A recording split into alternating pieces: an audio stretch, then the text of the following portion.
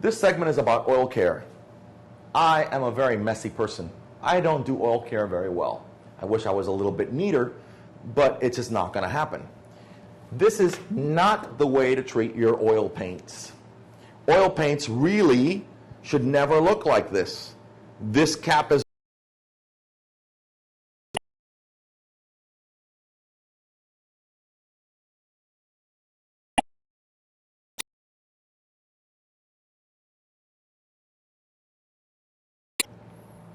This is better. It's a little bit better. I've actually taken care of this one a little bit more. And these tubes are very old. Some of these colors I do not use much, and I don't want to waste them. But what I suggest you do is every time you use an oil paint, you clean the inside of the cap and you replace the cap properly so that it does not create any kind of issue with you being able to reuse this for the next time cleanly. As you can see, I didn't do a very good job.